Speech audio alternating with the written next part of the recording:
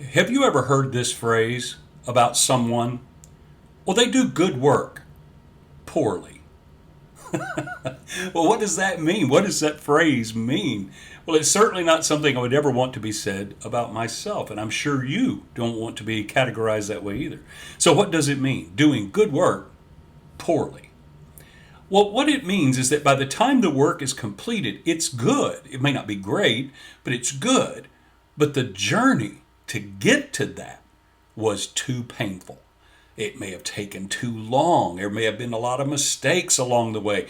Finally, it was like dragging you across the finish line.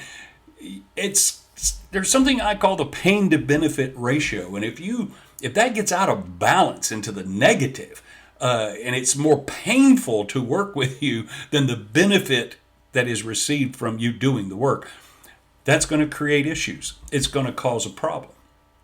Now, I've seen this play out in all areas of business and organizations, and there's people who do good work, not great work, but good work, but they do it poorly.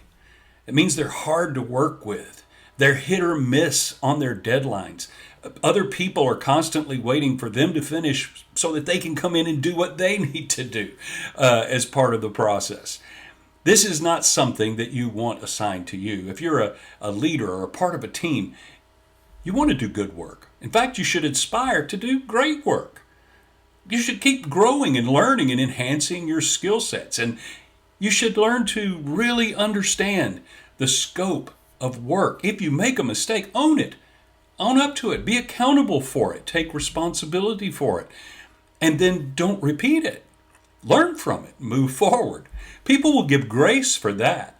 But if it becomes a trend or a pattern that you keep making mistakes, you're not paying attention, so things keep getting done incorrectly and have to be redone, there is a limit to what people will put up with in the workplace. I've recently rejoined a friend of mine in the construction area. I'm running a job for him. It's something I've done in the past, and it is something I've enjoyed doing. But I've just been reminded again as I work with the different various subcontractors who come through on any given job, you do occasionally encounter someone who does good work, but poorly. Unfortunately, the end result of that is that at some point, decisions get made.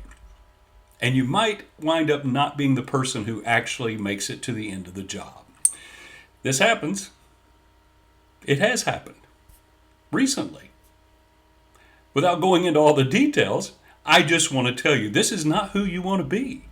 It's important that you learn your craft and that you do the skills that you have, that you bring to your position within your organization, company, or business.